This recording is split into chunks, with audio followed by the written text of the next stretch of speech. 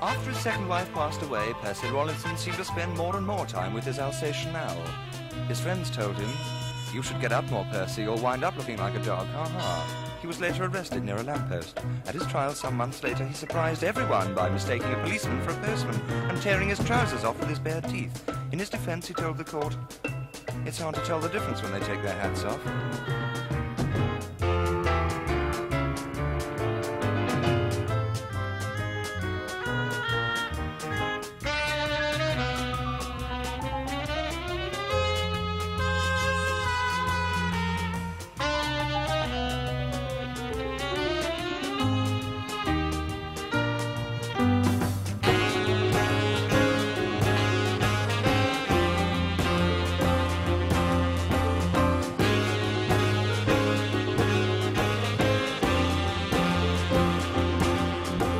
Mrs. Betty Pench was playing the trombone when she heard a knock on the door. "I wonder who that is at 11 o'clock in the morning," she thought.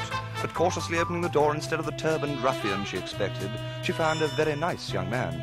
"Mrs. Pench, you won the car contest. Would you like a Triumph Spitfire or 3,000 in cash?" she smiled.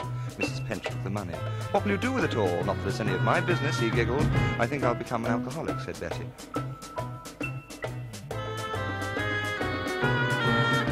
With the geranium behind each ear and his face painted with gay Kabbalistic symbols, 6'8", 17-stone police sergeant Jeff Bull looked jolly convincing as he sweated and grunted through a vigorous twist routine at the Fragga-Go-Go beer keller.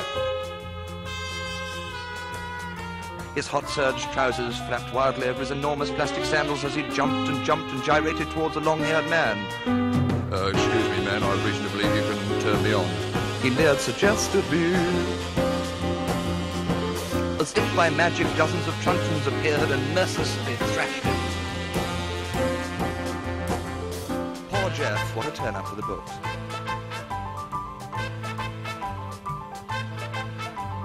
Much as he hated arguments or any kind of unpleasantness, Ron sure thought things had gone too far when, returning from a weekend in Clacton, he found that his neighbour had trimmed the enormous hedge dividing their gardens into the shape of a human leg. Enraged and envious beyond belief, Ron seized his garden shears and clipped his white poodle Leo into a coffee table. That'll fix it, thought Ron, but he was wrong. The following Wednesday, his neighbour had his bushy waist-length hair cut and permed into a model of the Queen Elizabeth and went sailing. Everywhere he went, people said, "Hooray!" Sometimes you just can't win.